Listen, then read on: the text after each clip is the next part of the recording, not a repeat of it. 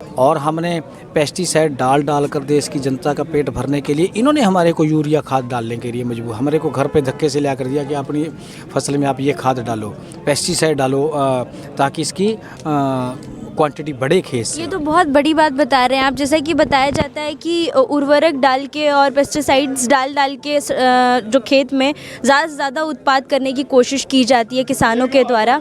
ये बता रहे हैं कि ये करने के लिए हमें सरकारों ने मजबूर किया है। और एक और चीज़ है जो बताया जाता है कि अगर एक ही खेत में आप एक ही तरह की फसल बार बार कर रहे हैं, उगा रहे हैं उसमें, तो उससे ज़मीन बंजर पड़ जाती है।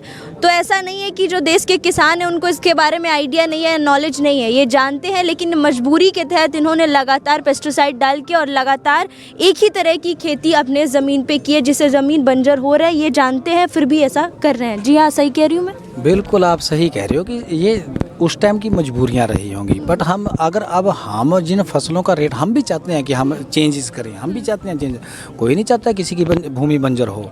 ज़मीन हमारी माँ है, इसने हमारे को धरती से उठाकर आज इस लेवल तक लेके आई है कि हम अपने बच्चों को पढ़ा सकें, अपनी फैमिलीज़ का पेट पाल सकें।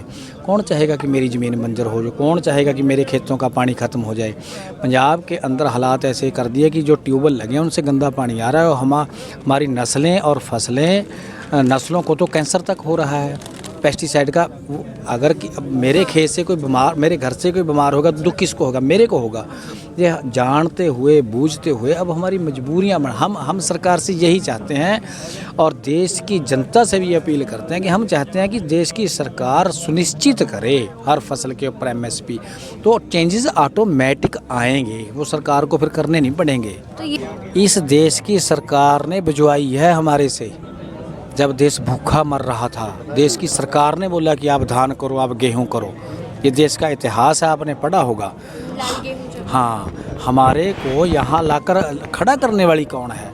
हमने देश के लोगों का, अपने भाई बहनों का पेट भरने के लिए अपनी ज़मीनें बंजर कर ली। हमारे को आज हमारा पानी जो 500-500 फुट डूंगा चला गया, पेट कर दिया सरकार ने। आज अगर हम दवाई नहीं डालेंगे तो फसल नहीं होती, बिल्कुल नहीं फसल होती। मजबूरी बन रही है, खुशी से किसी का डालने को मन नहीं करता।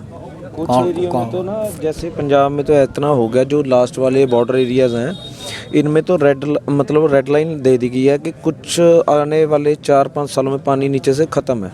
इसलिए पहले भी सरकार से गुहार लगाई थी कि कोई ऐसी हमको फसल दें या कोई MSP रखें कि हम चेंज करें, पानी को सेव करें थोड़ा।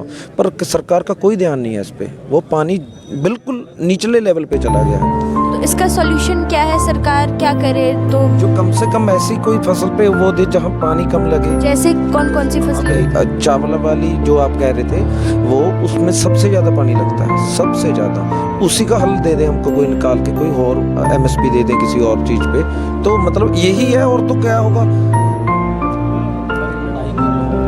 मतलब ऐसे नहीं है कि ये जिस तरीके से देश के सामने पेश किया जाता है कि हम आतंकवादी हैं। हम आपके माध्यम से ये कहना चाहते हैं कि हरियाणा पंजाब की वो धरती है जो हर समय, और हमने इस बात का इतिहास रचा है कि जब जब देश के ऊपर भीड़ पड़ी है तो हम सबसे आगे खड़े मिले हैं। इस देश की धरती को हमने अपने खून से सिंचा है, और आज हालात ऐसे हो रहे हैं कि जब भी हम अपने हकों की मांग करते हैं तो देश की सरकार एक प्रोपोगंडा रच के हमारे को कभी आतंकवादी बोलती है, कभी पाकिस्तानी बोलती है, तो हमारा दिल, कभी खालिस्तानी बोलता है, हमारा दिल दुखता है। हमारे को कहीं ना कहीं माफ़ करना, ये भी कहना पड़ जाता है कि हमने गलती तो नहीं कहीं कर ली इस देश की सेवा करके।